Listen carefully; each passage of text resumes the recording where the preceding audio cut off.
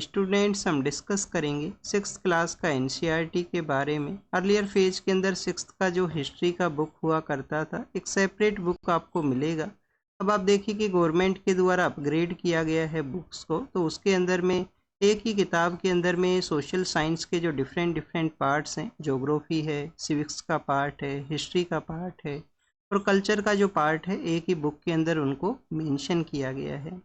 तो upgraded books के अंदर में जो थीम नंबर बी एंड सी है, जिसके अंदर में हमारा जो एंशिएंट हिस्ट्री और कल्चर का जो पार्ट है उसको कवर किया गया है। तो students, theme number B and C के अंदर में कौन कौन से ऐसे चैप्टर्स हैं जो हमारे एग्ज़ाम के लिए हमें पढ़ने चाहिए।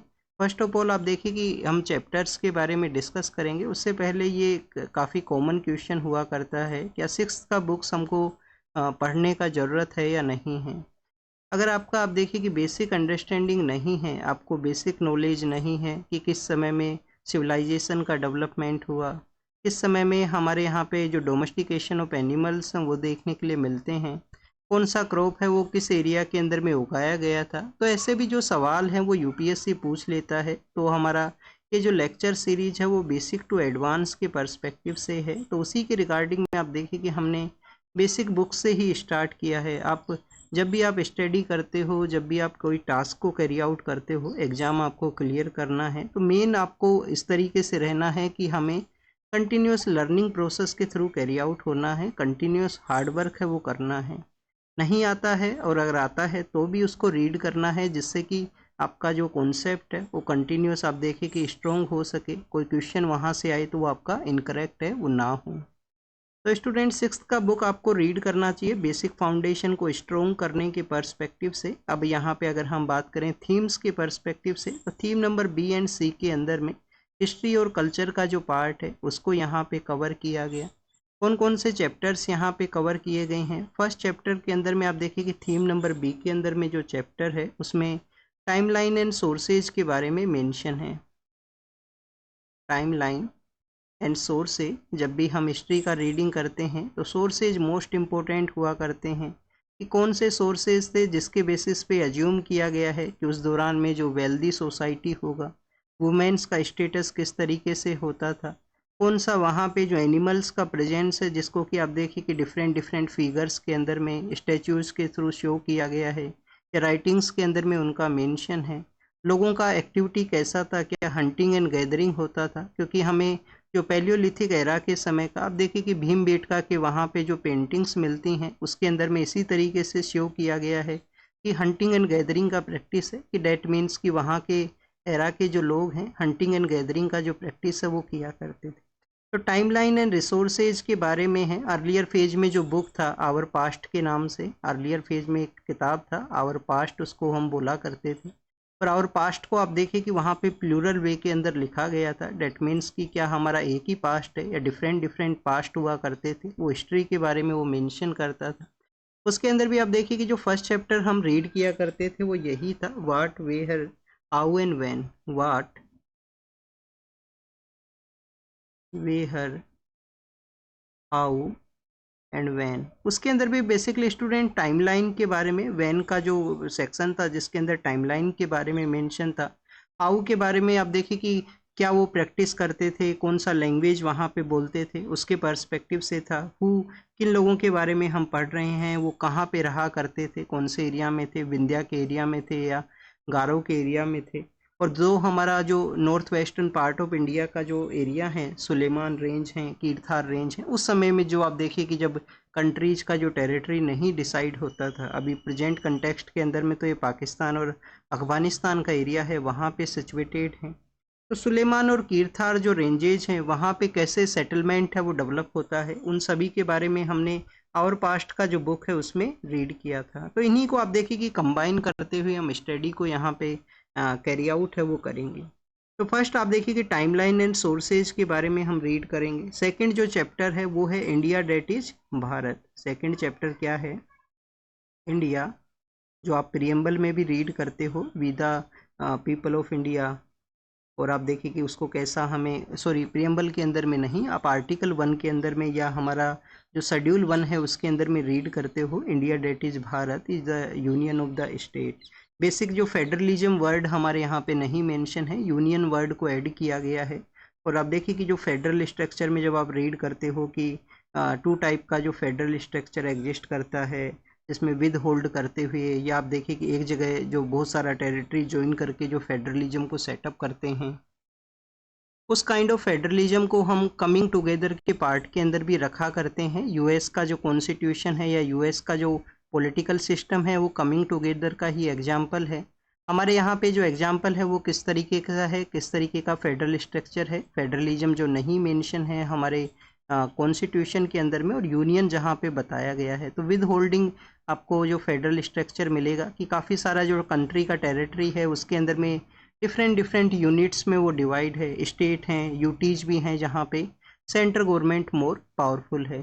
तो ये नेक्स्ट चैप्टर है इंडिया डेट इज भारत। उसके अंदर में जो हमारे फॉरेन ट्रेवलर्स हैं, कैसे जो नाम है वो भारत आता है, फॉरेन ट्रेवलर्स के द्वारा कैसे वो इंडस जो सिंधु नदी थी उसको हिंदूज के रूप से यूज किया करते हैं, या भरत का जो संतान है जिसको हम भारत के नाम से जानते हैं, भारतवर्ष है। तो आप देखिए कि इन्हीं सब वर्ड्स के बारे में फिर मेंशन रहेगा नेक्स्ट चैप्टर के अंदर में। उसके बाद में एक चैप्टर है बिगनिंग ऑफ इंडियन सिविलाइजेशन, जिसमें इंडस वैली सिविलाइजेशन के बारे में मेंशन है।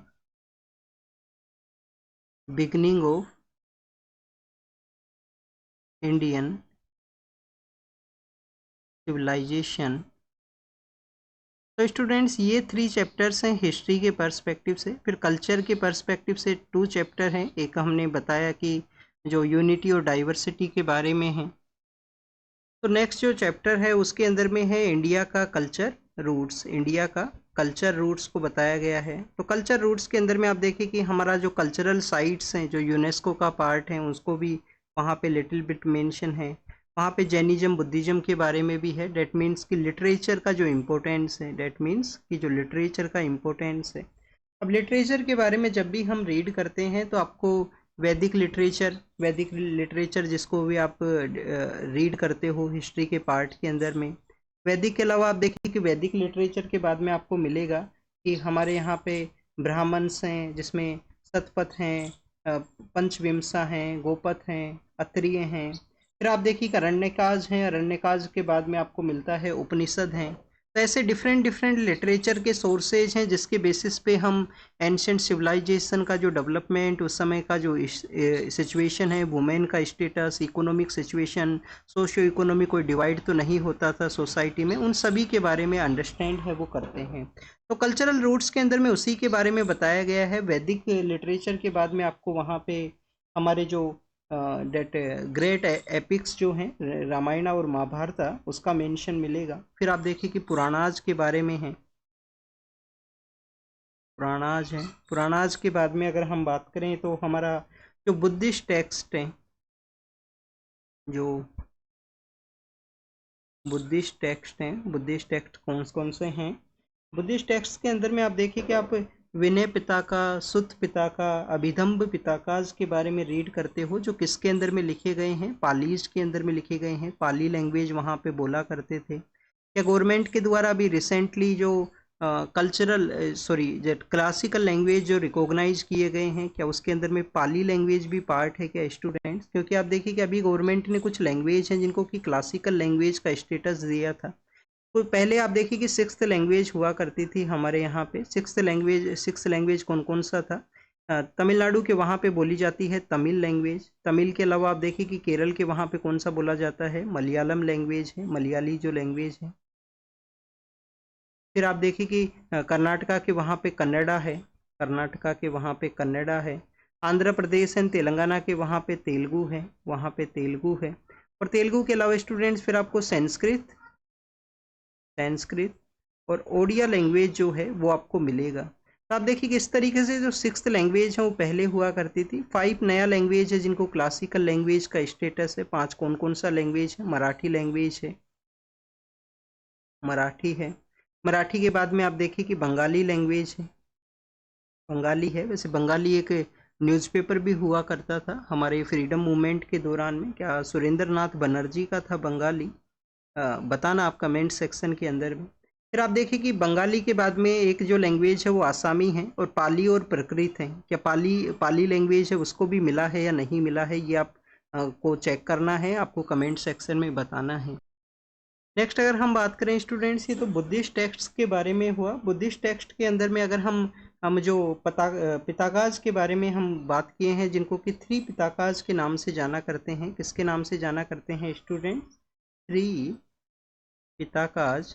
3 वो कौन कौन से पिताका हैं? विनय पिताका है। विनय पिताका के अंदर में क्या मेंशन मिलता है? कौन सा पिताका है? विनय पिताका, जिसमें रूल्स एंड रेगुलेशन का वहाँ पे मेंशन है कि जो बुद्धिस्ट मॉन्क्स के रिगार्डिंग में जो रूल्स एंड रेगुलेशंस हैं, रूल्स एंड रेगुलेशन है बुद्धिस्ट मॉन्क्स के रिगार्डिंग में कैसे रहेंगे। फिर आप देखिए कि सुत पिताका है। सुता पिताका है। सुता पिताका के बारे में आप देखिए कि वहाँ पे आपको जो रिलीजियस टीचिंग के रिगार्डिंग में कैसा जो थॉट है, बुद्धिज्म का क्या थॉट है, थॉट प्रोसेस के बारे में, रिलीजियस टीचिंग्स के बारे में जो जानकारी है वो मिलता है। रिलीजियस टीचिंग के पर्सपेक्टिव से जो जानकारी है वो सुत पिताका के अंदर में है। अभिधम पिताका जो कि फिलोसफिकल जो प्रिंसिपल हैं बुद्धिज्म के, उनके बारे में बताता है। फिर आप देखिए कि अभिधम्म पिताका, उसके अंदर में आपको जो बुद्धिस्ट का जो रिलीजियस थॉट प्रोसेस है, तो जो उसके प्रिंसिपल्स हैं। फिर जातका स्टोरीज भी हैं। जातका स्टोरीज के बारे में तो यूपीएससी सवाल भी पूछ चुका है। तो स्टूडेंट्स, फिर जैनिज्म के बारे में अगर हम बात करें, जहाँ पे प्रकृत लैंग्वेज का मेनली यूज है, यहाँ पे जो लैंग्वेज है वो पाली है। फिर जैनिज्म के अंदर में आप देखिए कि आपको जो लैंग्वेज मिलता है, जैना जो टेक्स्ट है उसके अंदर में, जैना टेक्स्ट के अंदर में आपको जो लैंग्वेज मिलता है वो मिलता है प्रकृत। प्रकृत लैंग्वेज इनिशियल पार्ट के अंदर में इंस्क्रिप्शंस के वहाँ पे भी यूज होता था। ब्राह्मरी स्क्रिप्ट का भी यूज किया जाते थे। ब्राह्मरी स्क्रिप्ट हैं जो कि आप देखिए अशोका के इंस्क्रिप्शन के ऊपर में जिसको डेसिफर भी किया गया था। और स्टूडेंट्स, लेटर फॉर्म में फिर आपको संस्कृत लैंग्वेज का यूज मिलेगा। रुद्र दमन का जो जूनागढ़ इंस्क्रिप्शन है उसके अंदर में हम संस्कृत लैंग्वेज का यूज है वो देखते हैं। तो जैन टेक्स्ट आप देखिए कि प्रकृत वहाँ पे लैंग्वेज है। प्रकृत लैंग्वेज के अलावा आपको जो बुक्स कंपाइल किए गए हैं, जिनको कि किसके नाम से जाना करते हैं? आगम्स के नाम से। आगम उसको बोला करते हैं, जिसमें 14 पूर्वाज हैं, अंगाज उसका पार्ट है, और जिसमें 11 ही जो अवेलेबल हैं। टोटल वो 12 अंगाज हैं वो हुआ करते हैं, जिसमें 11 हैं जो अवेलेबल हैं। फिर नया जो लिटरेचर समय के साथ में डेवलप होता है, जिसमें अर्थशास्त्र है कौटिल्य का, अष्टाध्यायी है पाणिनि का, महाभाष्य है जो पतंजलि का महाभाष्य है। ये कई नया किताबें जो समय के साथ में डेवलप होती हैं, जो बताती हैं कि कैसे आपको जो रूल्स एंड रेगुलेशन है उसको कैरी आउट करना है। तो स्टूडेंट्स, इस तरीके का आपको जो लिटरेचर है उसके सोर्सेज के बारे में, वो जो हमारा जो कल्चर का जो चैप्टर है रूट्स के पर्सपेक्टिव से, उसमें मेंशन मिलेगा। और नेक्स्ट चैप्टर जो यहाँ पे बुक के अंदर में मेंशन है वो हमारा जो यूनिटी भी है, और उसमें काफ़ी सारा डाइवर्सिटी जो एग्जिस्ट करता है उसके बारे में है। Unity in diversity, unity in diversity के बारे में है। तो आप देखिए कि अभी हमने यहाँ पे चैप्टर्स के बारे में देखा जो कि 6th का नया बुक के अंदर में मेंशन है। ओल्ड बुक का भी जो इम्पोर्टेंट इन्फॉर्मेशन है उसको हम कवर करेंगे, जिससे कि एग्ज़ाम के रिलेटेड हमारा जो स्ट्रॉन्ग फाउंडेशन है वो यहाँ पे कवर है वो हो सके। तो स्टूडेंट्स, अब आप देखिए कि यहाँ पे हम जो नया बुक है जिसमें अब स्टार्ट करने वाले हैं। First of all students, history के पर्सपेक्टिव से यहाँ पे मेंशन है कि हिस्ट्री जो है वो है क्या। हिस्ट्री क्या है बेसिकली आप ही बताइए यहाँ पे।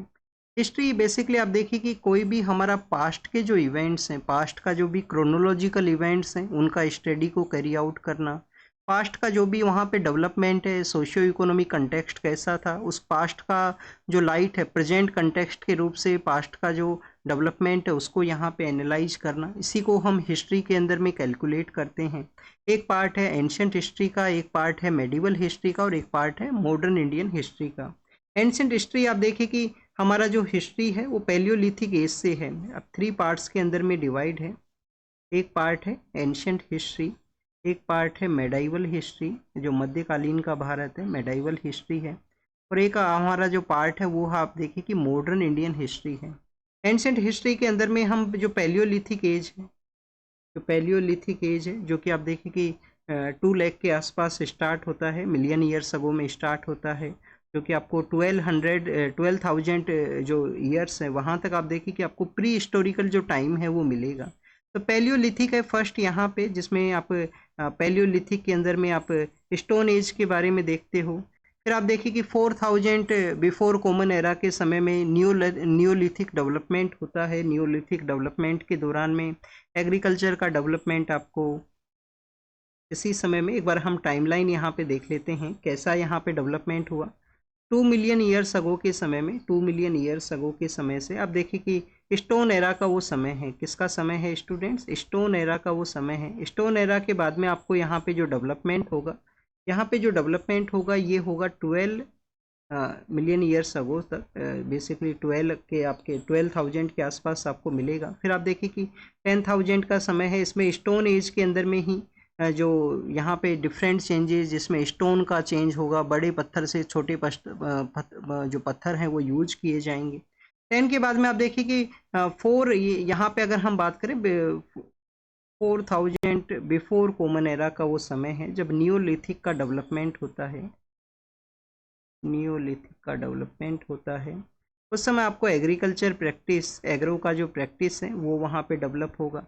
एग्रीकल्चर का प्रैक्टिस है तो आप देखिए कि पोट्री का डेवलपमेंट है, क्योंकि जो ग्रेन्स है उसके स्टोरेज करने के रिगार्डिंग में पोट्री का डेवलपमेंट है। तो स्टूडेंट जो डोमेस्टिकेशन ऑफ एनिमल है भी वहाँ पे स्टार्ट होगा कि एनिमल्स का डोमेस्टिकेशन हो, अपना मिल्क को कंज्यूम करने के रिगार्डिंग में भी आप देखिए कि डोमेस्टिक जो एनिमल्स हैं काफ़ी बार उनका अपना एग्रीकल्चर प्रैक्टिस के अंदर भी उनका यूज किया करते थे। तो डोमेस्टिकेशन ऑफ एनिमल्स भी आपको वहीं पे ही देखने के लिए मिलेगा। अब डोमेस्टिकेशन ऑफ एनिमल होगा तो स्टूडेंट्स वहाँ पे विलेज लाइफ का डेवलपमेंट होगा, विलेज लाइफ का डेवलपमेंट होगा। और विलेज लाइफ का डेवलपमेंट होगा तो कल्चर का भी डेवलपमेंट उस समय में आपको देखने के लिए मिलेगा। 4000 जो बिफोर कॉमन एरा का समय है। उसके बाद में जब यहाँ पे विलेज का कल्चर का डेवलपमेंट होगा तो इसी एरा के समय में फिर आपको सिविलाइजेशन है वो आपको देखने के लिए मिलती है। फिर आपको क्या मिलेगा? सिविलाइजेशन का समय है। तो स्टूडेंट्स ये जो डेवलपमेंट है ये प्री हिस्टोरिकल डेवलपमेंट है। ये कम्प्लीटली जो डेवलपमेंट है वो प्री हिस्टोरिकल है, जो कि अगर हम एंशंट हिस्ट्री को भी डिवाइड करें 2-3 पार्ट्स के अंदर में तो उस समय का ये डेवलपमेंट है।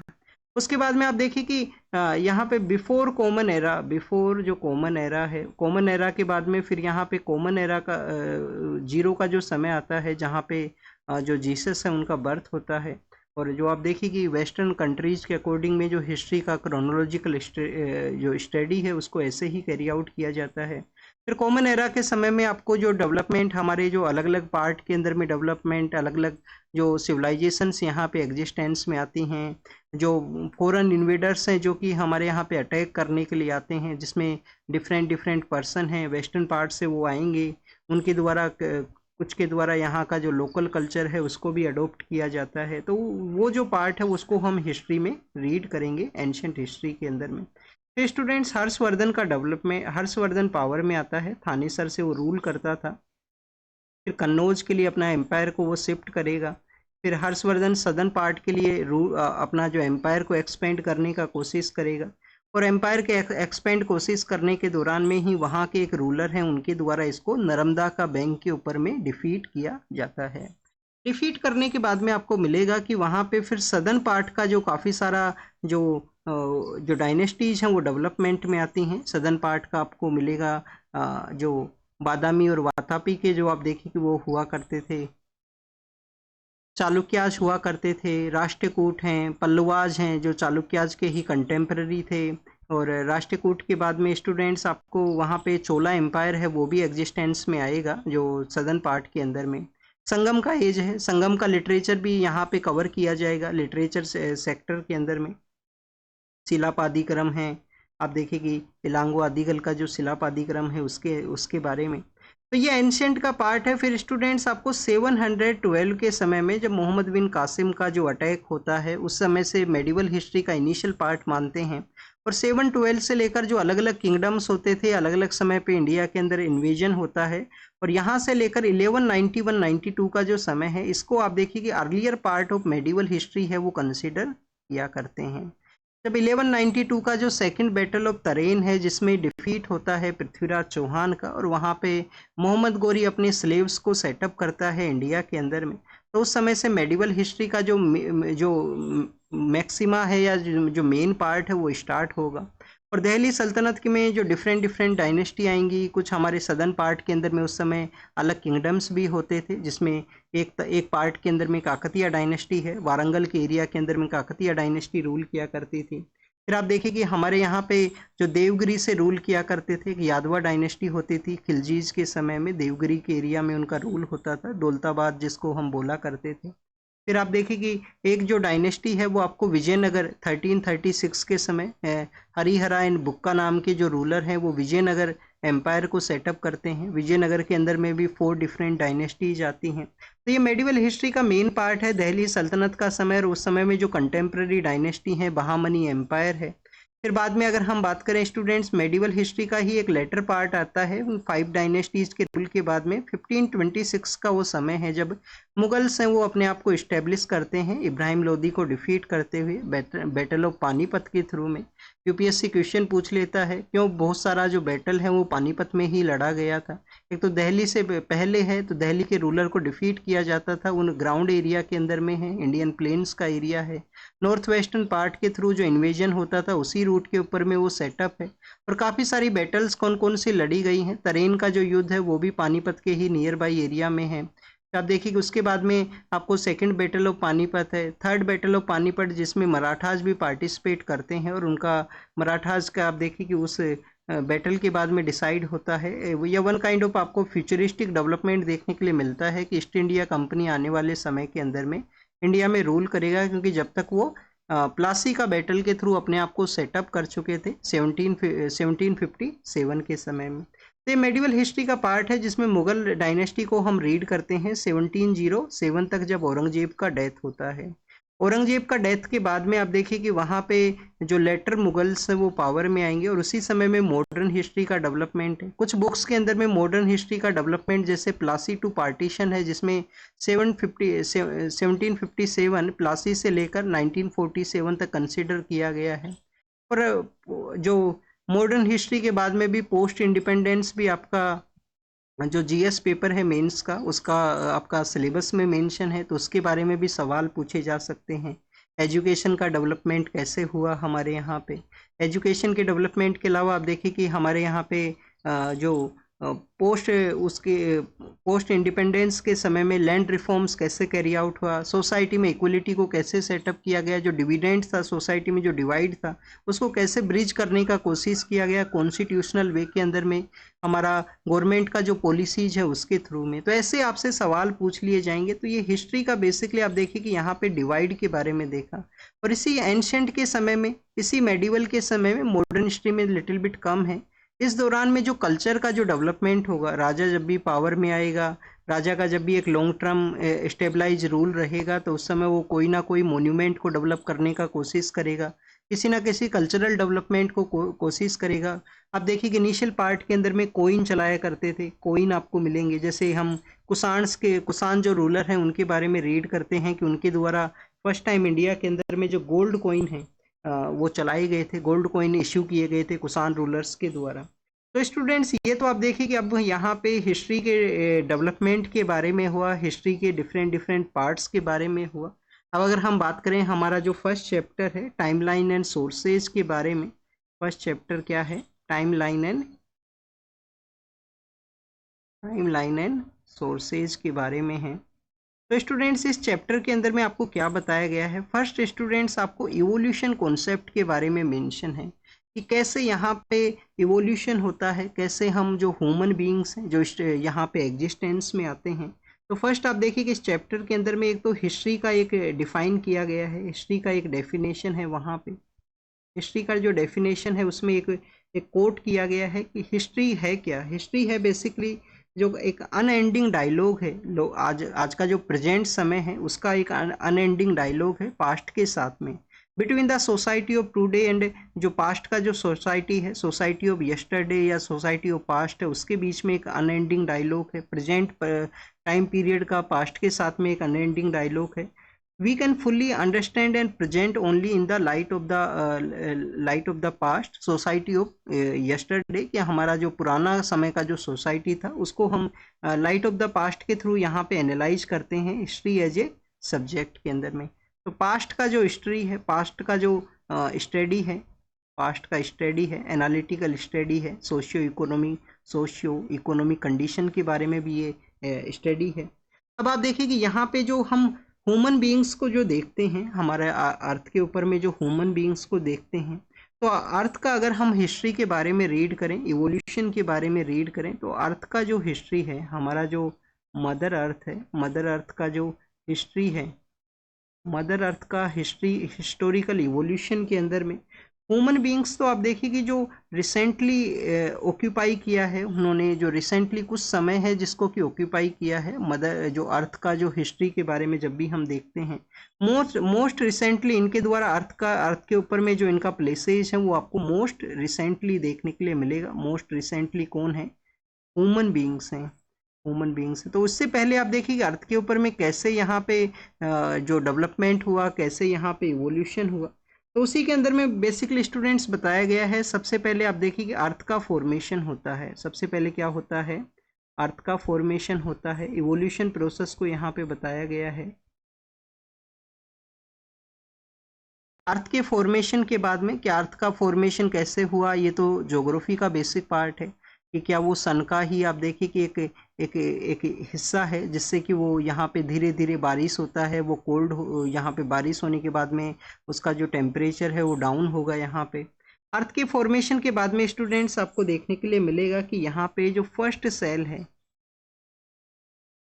फर्स्ट सेल है, उसका यहाँ पे डेवलपमेंट होगा। अब ये जो हम पढ़ रहे हैं यहाँ पे अर्थ का डेवलपमेंट, फर्स्ट सेल का डेवलपमेंट, ये मिलियन ईयर्स जो बिलियन ईयर्स अगो है उस समय में इनका जो डेवलपमेंट है वो हुआ था। फर्स्ट सेल के डेवलपमेंट के बाद में आपको जो एटमॉस्फेरिक ऑक्सीजन है, एटमॉस्फेरिक ऑक्सीजन जो कि लाइफ के रिगार्डिंग में, लाइफ का जो प्रेजेंस है उसके रिगार्डिंग में इम्पोर्टेंट है, उसका यहाँ पे डेवलपमेंट होता है, उसका यहाँ पे एग्जिस्टेंस में आता है। और उसके एग्जिस्टेंस में आने के बाद में आपको बैक्टीरिया फॉर्मेशन मिलेगा, आपको बैक्टीरिया फॉर्मेशन है वो आपको यहाँ पे मिलेगा। बैक्टीरिया फॉर्मेशन के बाद में आप देखिए कि जो यहाँ पे फंगीज हैं, फंगीज का डेवलपमेंट होगा। बैक्टीरियाज के बाद में जो फंगीज हैं वो एग्जिस्टेंस में आएंगे। फंगीज के बाद में आपको कोरल्स मिलेंगे। फंगीज के बाद में आपको जो कोरल्स हैं वो आपको मिलेंगे। और कोरल्स के बाद में आप देखिए कि फर्स्ट टाइम जो वर्टिब्रेट्स हैं जिनका स्पाइनल कोड होता है उसमें आपको फिश हैं वो यहाँ पे मिलेंगे। तो क्या जो सभी जो वर्टिब्रेट्स हैं जो यहाँ पे फिश का पार्ट है, क्या सभी वर्टिब्रेट्स हैं वो फिश का पार्ट है? फिश का पार्ट नहीं है। समय के साथ में जो हमारा एनिमल किंगडम है उसमें भी आप देखिए कि डेवलपमेंट हुआ है, उसमें भी इवोल्यूशन है वो हुआ है। तो फिश है यहाँ पे फर्स्ट टाइम जो आपको वर्टिब्रेट्स हैं उनका आपको प्रेजेंस मिलेगा फिश के साथ में। फिर आप स्टूडेंट्स नेक्स्ट अगर हम बात करें तो आपको इंसेक्ट्स का डेवलपमेंट मिलेगा। फिर नेक्स्ट आप देखिए कि किसका डेवलपमेंट है? इंसेक्ट्स का डेवलपमेंट है। एम्फीबियंस का वहाँ पे डेवलपमेंट है, एम्फीबियंस का वहाँ पे डेवलपमेंट है। तो स्टूडेंट्स आपको जो डेवलपमेंट मिलता है वो मिलता है, या इवोल्यूशन जो आपको मिलता है वो मिलता है शार्क का, वो आपको मिलता है शार्क्स का। शार्क्स के बाद में रेप्टाइल्स हैं, डायनासोर्स हैं, उसके बाद में रेप्टाइल्स हैं, रेप्टाइल्स हैं, डायनासोर्स हैं, ये यहाँ पे एग्जिस्टेंस में आएंगे। फिर आप देखिए कि डायनासोर्स के बाद में आपको देखने के लिए मिलेंगे बर्ड्स, वहाँ पे एग्जिस्टेंस में आएंगे, बर्ड्स एग्जिस्टेंस में आएंगे, या मैमल्स जो हैं वो भी एग्जिस्टेंस में आएंगे, मैमल्स भी एग्जिस्टेंस में आएंगे। यहाँ पे एक क्वेश्चन आपसे पूछ लेते हैं, जो हम फ्रूट बैट को जो कंसीडर करते हैं, फ्रूट बैट जो कि आप देखिए कि काफ़ी बार जो एक हेल्थ के रिगार्डिंग में जो आउटब्रेक होता है स्पेशली केरल के अंदर में, तो उसके रिगार्डिंग में भी फ्रूट बैट काफ़ी बार न्यूज़ के अंदर में होता है। तो किसका आउटब्रेक होता है स्टूडेंट्स? नीफा वायरस का वहाँ पे आउटब्रेक होता है। तो स्टूडेंट जो बेसिकली आप देखिए कि जो फ्रूट बैट है वो क्या है, क्या बर्ड है या मैमल है?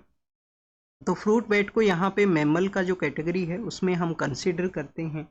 नेक्स्ट आप देखिए कि यहाँ पे फ्रूट बैट के बाद में आपको मिलता है कि फ्लावर्स और बीज हैं उनका यहाँ पे डेवलपमेंट होता है, कि जो फ्लावर हैं और जो यहाँ पे जो हनी बीज हैं, आप देखिए कि फ्लावर्स आएंगे, फ्लावर्स आएंगे तो आपको यहाँ पे जो बीज हैं, जो मक्खियाँ हैं, जो हनी बीज हैं, उनका यहाँ पे डेवलपमेंट होगा।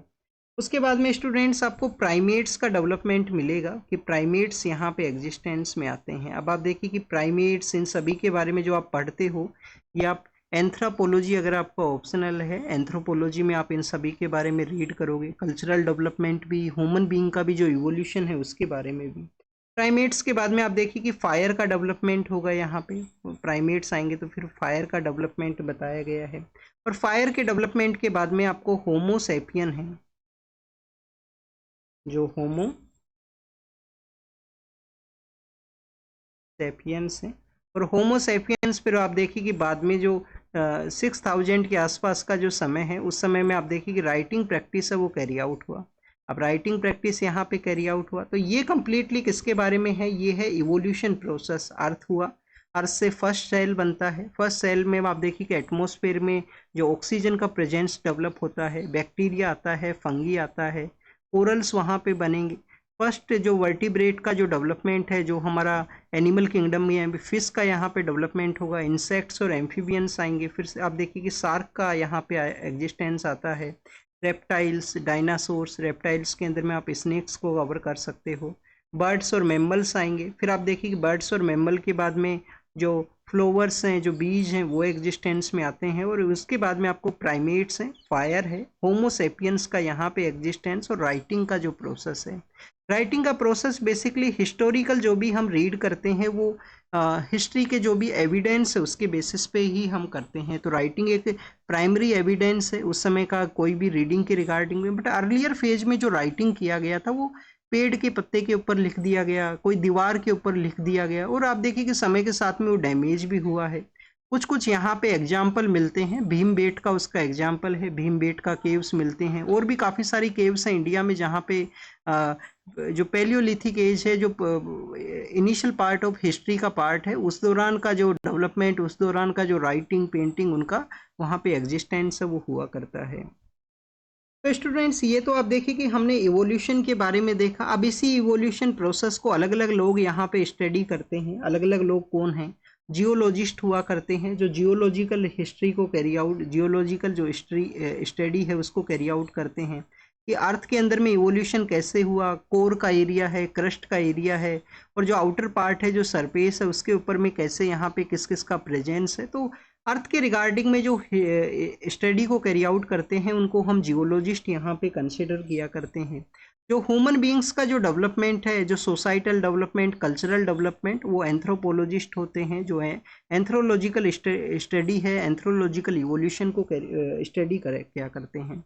अब आप देखिए कि एक हमारे यहाँ पे आते हैं जो हमारा हिस्ट्री के रिगार्डिंग में जो इम्पोर्टेंट है, वो है आर्कियोलॉजिस्ट। आर्कियोलॉजिस्ट क्या पढ़ते हैं? आर्कियोलॉजिस्ट रीड किया करते हैं आर्कियोलॉजिकल जो रिमेन्स हैं। आर्कियोलॉजिस्ट क्या पढ़ा करते हैं? आर्कियोलॉजिकल जो रिमेन्स हैं, आर्कियोलॉजिकल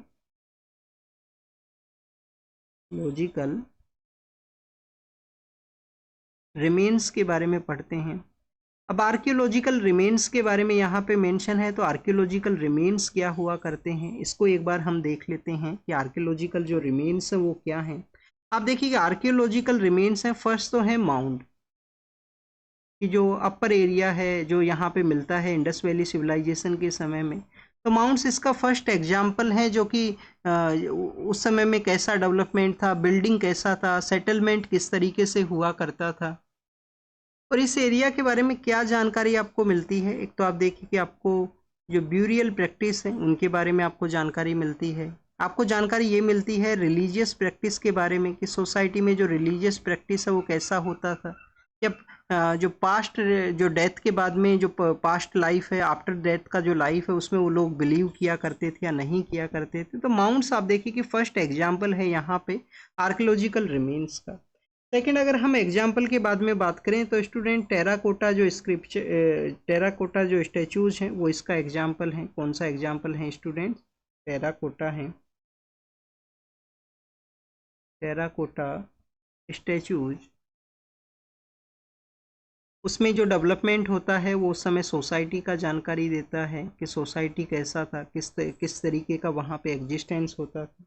थर्ड, आप देखिए कि वहाँ पे आपको जो आर्कियोलॉजिकल जो रिमेन्स हैं वो कोइंस हैं। जो आर्कियोलॉजिस्ट कोइंस को भी स्टडी करते हैं कि किन्होंने फर्स्ट कोइन वहाँ पे इशू किए थे।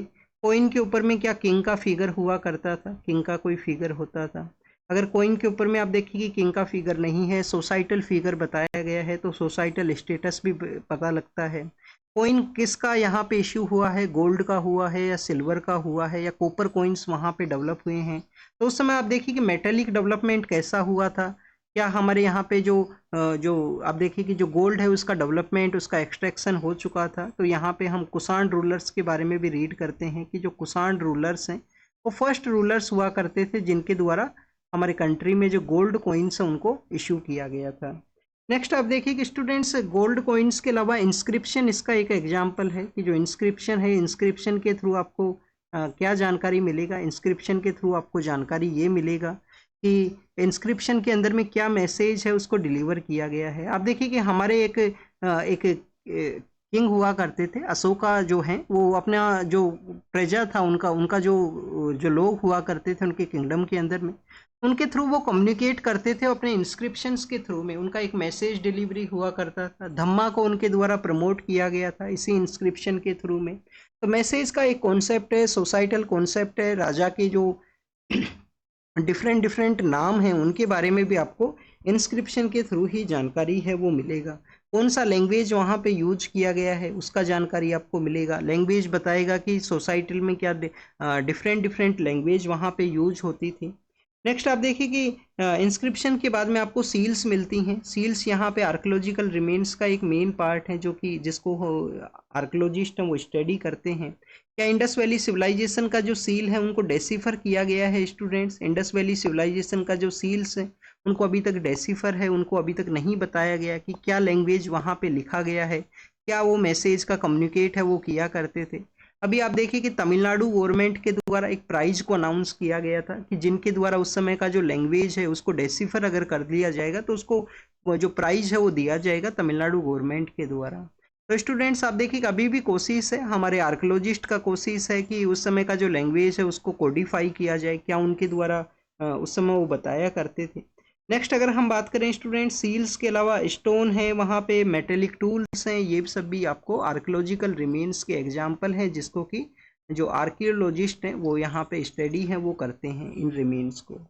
नेक्स्ट अगर हम बात करें स्टूडेंट्स, यहाँ पे अब आप देखिए कि ह्यूमन सेटलमेंट के बारे में मेंशन है कि जो ये तो यहाँ पे आर्कियोलॉजिकल रिमेन्स के बारे में हुआ। अब ह्यूमन सेटलमेंट कैसे यहाँ पे डेवलप होता है जो बुक के अंदर में क्रोनोलॉजिकल पर्सपेक्टिव से, टाइमलाइन पर्सपेक्टिव से बताया गया है।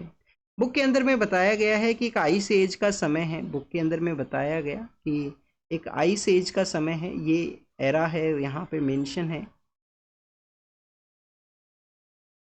1200 बिफोर कॉमन एरा का ये समय है। 1200 बिफोर कॉमन एरा जब लास्ट समय है, आइस एज यहाँ पे एंड होती है। आप देखिए कि कभी हमारी अर्थ के ऊपर में काफ़ी सारा आइस हुआ करता था। समय के साथ में जब टेम्परेचर यहाँ पे स्टार्ट होता है, टेम्परेचर स्टार्ट होता है तो उसके बाद में आइस का मेल्टिंग होगा। मेल्टिंग होने के साथ में ही आइस एज यहाँ पे एंड है वो होती है।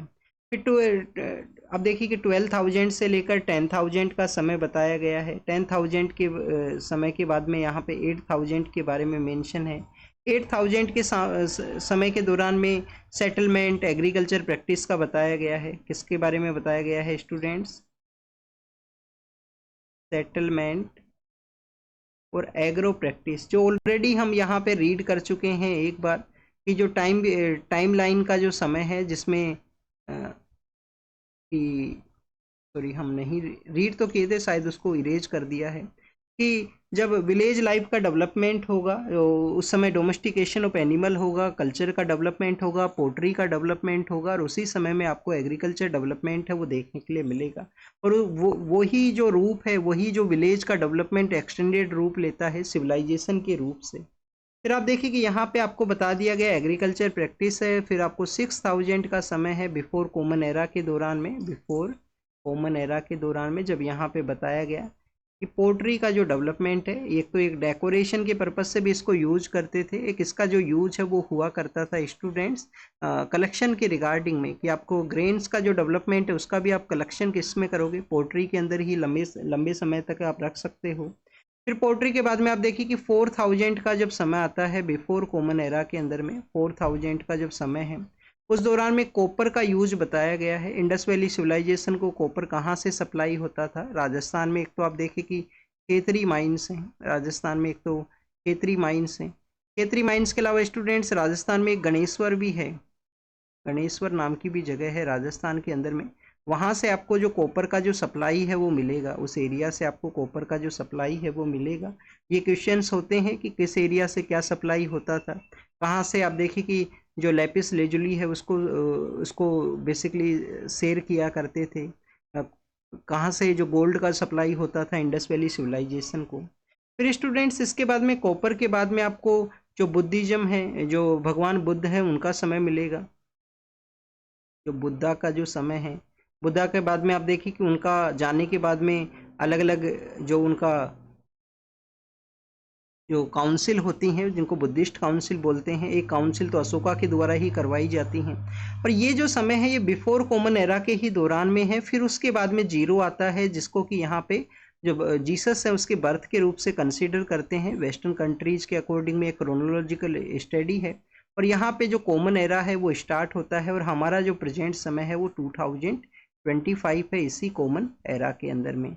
तो स्टूडेंट्स ये यहाँ पे क्रोनोलॉजिकल स्टडी, क्रोनोलॉजिकल जो इवेंट्स हैं जिनका डेवलपमेंट बता दिया गया है।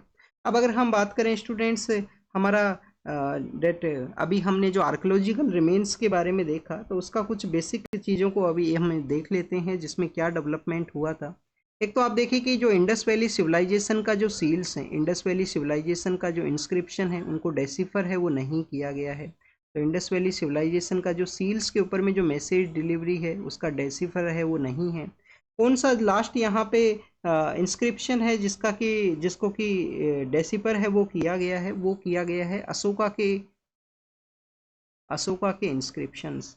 अशोका के इंस्क्रिप्शन किसके द्वारा डेसिफर किए गए थे? एक पर्सन है, पर्सन का नाम क्या है? जेम्स प्रिंसेप, जिन्होंने बताया कि वहाँ पे जो ब्राह्मी स्क्रिप्ट है उसको यूज किया करते थे, ब्राह्मरी स्क्रिप्ट को यूज किया करते थे। अर्लियर आप देखिए कि प्रकृत लैंग्वेज यूज होती थी। अर्लियर कौन सा लैंग्वेज यहाँ पे यूज हुआ करता था? प्रकृत लैंग्वेज है जिसको अर्लियर में यूज किया करते थे। बाद में आपको संस्कृत लैंग्वेज भी मिलेगा, बाद में आपको जो संस्कृत लैंग्वेज है उसका भी यूज मिलेगा। अब इसका जो यहाँ पे एविडेंस है वो क्या है? इसका एविडेंस है स्टूडेंट्स रुद्र दमन का जूनागढ़ जो इंस्क्रिप्शन है, रुद्रा दमन का, रुद्रा दमन का कौन सा inscription? Junagadh inscription.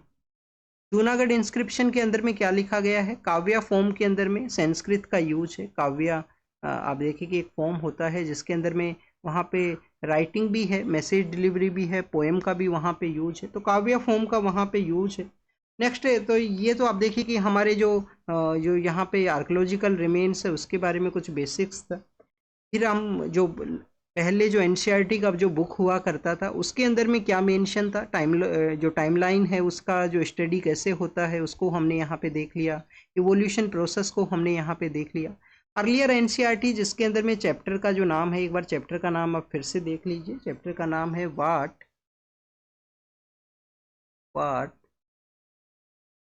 Where how and when. What where how and when. Earlier NCERT के अंदर में अशोका के ही इंस्क्रिप्शन के बारे में कुछ वहाँ पे मेंशन है कि वहाँ पे कौन सा लैंग्वेज होता था, स्पेशली उनका जो इंस्क्रिप्शन जो कि नॉर्थ वेस्टर्न पार्ट ऑफ उस समय का जो इंडिया है उसमें होता था। सो स्टूडेंट्स अशोका का जो इंस्क्रिप्शन है उसके अंदर में वहाँ पे बताया गया है, ये इसी के पार्ट के अंदर में इसको कवर करेंगे। अशोका का इंस्क्रिप्शन है कांधार के अंदर में, कांधार के अंदर में है। 2250 ईयर्स का वो समय है, कांधार का वो एरिया है जहाँ पे उनका इंस्क्रिप्शन है, जिसमें रूलर का नाम मेंशन है कि अशोका का वो इंस्क्रिप्शन है, रूलर का नाम वहाँ पे मेंशन है। उस इंस्क्रिप्शन के अंदर में 2 डिफरेंट लैंग्वेज का वहाँ पे मेंशन है कि वहाँ पे ग्रीक लैंग्वेज को तो टॉप के ऊपर लिखा गया है, जो ग्रीक लैंग्वेज है वो टॉप के ऊपर में है। और स्टूडेंट्स अरेमेइक जो लैंग्वेज है वो आपको डाउन साइड में मिलेगा। अरेमेइक लैंग्वेज है वो डाउन साइड के अंदर में है। डेट मीन्स कि उस एरिया के अंदर में लोग हैं वो अलग अलग लैंग्वेज बोला करते थे। एक हो सकता है ऑफिशियली लैंग्वेज वहाँ पे हो अशोका का, एक वहाँ का लोकल लैंग्वेज है जिसको यूज किया गया हो। तो इस तरीके से आपको वहाँ पर एविडेंस है वो मिलते हैं। स्टोन्स एंड ब्रिक्स के बारे में भी है उस चैप्टर के अंदर में कि स्टोन एंड ब्रिक्स का भी जो यूज है वो अलग अलग पार्ट में, पोट्री का डेवलपमेंट कैसे हुआ, उसको कैसे यहाँ पे आप देखिए कि कलेक्शन के रिगार्डिंग में यूज है वो किया करते हैं। कुछ और भी एग्जाम्पल हैं, कुछ और एग्जाम्पल जो हैं वो हैं बेसिकली कि कहाँ कहाँ पे ह्यूमन सेटलमेंट है वो डेवलप होते हैं, जिसमें उसमें बताया गया कि इनिशियली पार्ट के अंदर में जो वेहर वेहर के पर्सपेक्टिव से वाट में तो आप देखिए कि क्यों पढ़ना है, क्या पढ़ना है और हाउ कैसे इसका पढ़ाई करना है, ये टाइमलाइन स्टडी है। और वैन किस एरिया के अंदर में क्या डेवलपमेंट है, तो वेहर के पर्सपेक्टिव से हम डिस्कस कर रहे हैं। वेहर के पर्सपेक्टिव से आप देखिए कि जो नर्मदा रिवर है, नर्मदा के आसपास फर्स्ट जो सेटलमेंट है वो बताते हैं। नर्मदा के आसपास सेटलमेंट के बारे में मेंशन है कि नर्मदा के आसपास सेटलमेंट डेवलपमेंट होता है। फिर आप देखिए कि हमारा जो नॉर्थ वेस्टर्न पार्ट होता था उस दौरान में जो सुलेमान और कीरथार रेंज है, सुलेमान